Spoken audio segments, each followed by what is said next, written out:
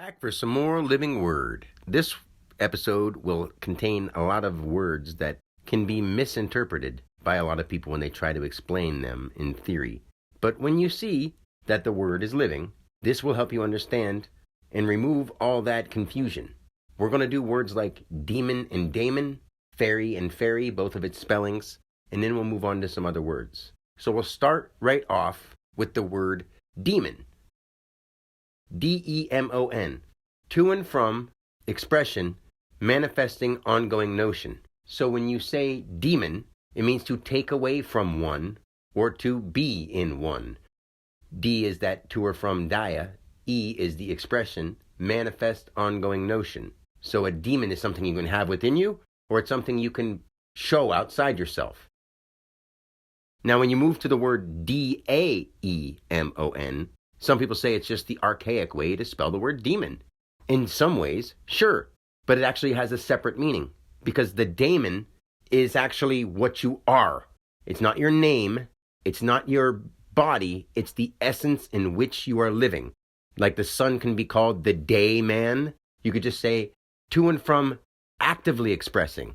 So you're actively expressing just the way it is as the manifested ongoing notion. So it's like the to and from active expression of the one. That's your daemon. When you just take the A away and it's just the active expression, at that point, you take the A away and it's just the E expressing. To and from expressing the manifested ongoing notion. That's why a demon is looked at as a bad thing, because it's you taking away or doing something to the one. The word daemon, like I said, is literally to and from or dia, the active expression, manifesting ongoing notion. It's actively expressing the way it is, the daemon. That's the part of you that is the spirit, without any action being done. The demon is with expression being present, not just being actively expressed, as it is. It's being expressed outward. Do you see? Because A and E together would be 1 and 5, which is O. But we don't say domon, we say daemon. And then we say demon for something that is just expressing out from itself. Daemon is one that is expressing as its active self, actively expressing, daemon. Now to the words fairy, fairy, and fairy. We'll say fairy first as the one we know. We'll say F-A-I-R-Y. Understand that fairy is literally a representation of the light of the sun and the energy of nature moving around and causing life to grow. That's why we portray the fairies as ones who make the flowers bloom and one who make the seeds sprout and ones who make the water run. Those kind of fairies we've given identities to. And listen to it being explained, and you'll understand the difference between all these words. So the word fairy being a form, active, identified as a reference, vitally identified. That's a fairy that we picture like as Tinkerbell and stuff like that. Now when you move into the archaic version of the word fairy, it's still talking about the energy of the sun and the energy of nature combining to make life operate, but it's literally more of a fiery thing. Not that it's spelled that way, but it's F-A-E-R-I-E. There's no vital identification at that point. It's the form, force, or familiar, active expression, referencing, or active here, identified expression. The bottom line E is now growing like the flowers, sprouting like the seeds, flowing like the water. Do you see how that works and what fairy really means? We've just given it depictions and sort of turned it into a little kid thing. Yes, we are all children of God, but we've got to grow up to understand the more mature part of the world we're in.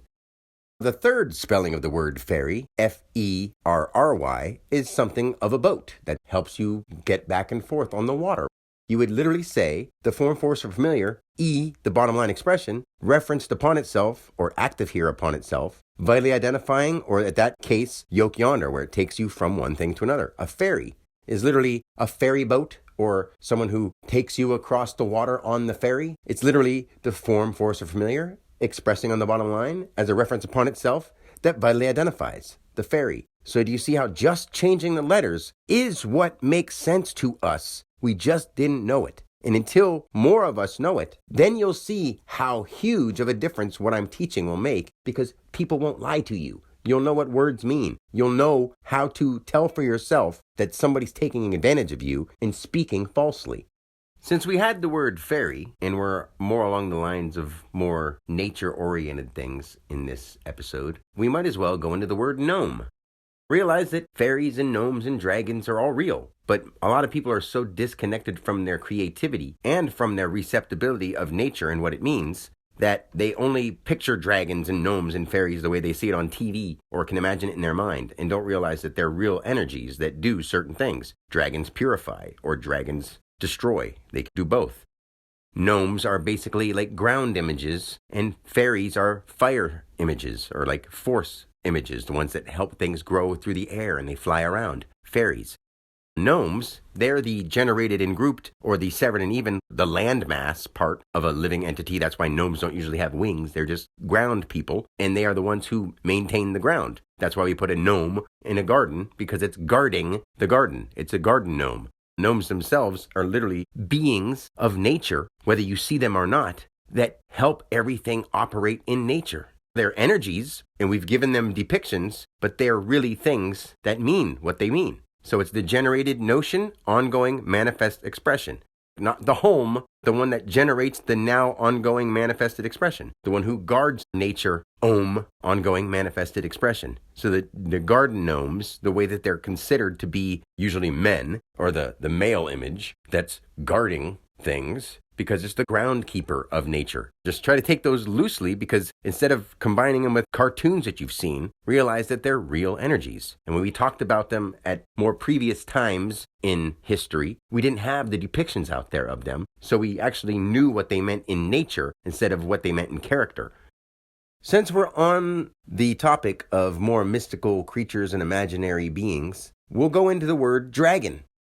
And it may cause a stir with some people who really hold strong to their depictions of dragons, which are real. And they can be the way we've seen them. They have been in physicality the way we've seen them and the way we depict them. That wouldn't be in the ether or the memory of God if it hasn't been before. Just understand that. Don't worry about complicating it by being like, whoa, I want to ride on a dragon. No, you don't, because you're not going to be able to train them like you see it on a movie. And that's not happening in this realm anyway, and we don't want that in the first place. So the word dragon itself literally means to purify through rage or to destroy through rage. Dia, to or from, ragon, raging, reference, active, generated, ongoing notion. When you have ag, that means aggregate, or say words like agriculture. Now when you have the active here with the R, the reference, now you're raging, but R-A-G-O, it's ongoing notion. So if you're a fire dragon, or a air dragon, or the water dragon, those things all make sense if you truly start to understand nature's energy. It's more fierce than a fairy. It's more able to perform than a gnome. It's huge, it's monstrous, and it's fierce, and it can destroy or it can purify. And that's what a dragon does.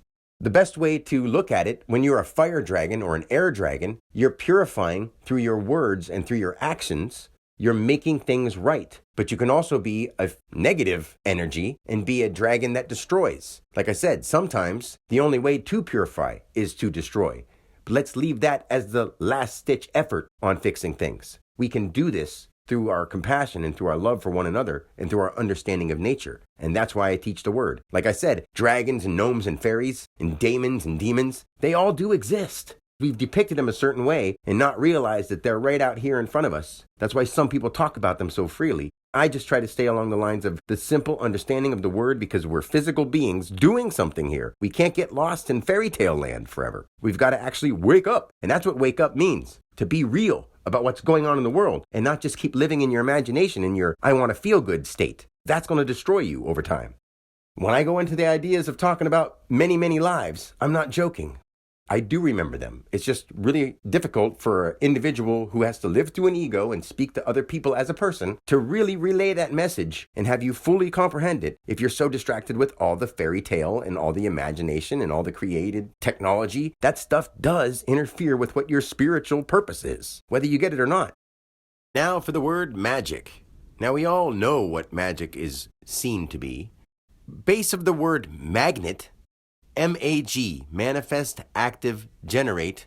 And then magic was identified, unseen concept. When you do that and it works, then it's constant to itself. Magic, manifest, active, generated, identified concept, or unseen concept, constant to itself. Now, when you add a K at the end of the word magic, M-A-G-I-C-K, it seems so dark because K represents active action, kinetics. Doesn't mean it has to be bad. You can be doing light magic, which everything you do is magic. So don't let that word be like, oh, it's some kind of demonic thing they're talking about, magic. No, magic is everything. God is magic. Life is magic. Nature, all of it is magic. So when you see MAGICK and you think, oh, no, it's what we're doing with the practice. That's all it's saying, that you're actively active. You're kinetically doing a manifested, active, generated, identified, constant to itself, kinetic. So now you're actually putting it into practice. Magic. Now, if you simply take the word magic with just a C at the end and you put the word net in between MAG and IC, put the word net there, you have magnetic, because it's the manifested, active, generated, and grouped notion expressing plus the identified concept or constant to itself. So when it pulls something to itself with this invisible force that we don't see, it seems like magic because it's now networked with it and pulled it to it when it's magnetic. Do you see how these words actually make sense when you see what they mean? Letters are what we use to combine into words, and letters are let there be light, and literature is when we put it out and it becomes stature. I know it sounds funny to talk like this, but once you understand that this is how the whole world is working, because these build forms and images in your brain, which then turn into your actions and your further thoughts in the future. They really are. So I'm going to leave this episode at this. I hope it didn't take you too far out into la la land, because I'm trying to show what these simple meanings are. And we can give them great depictions, but let's get real, because we need that from some more people out there. So till next time, peace and God bless.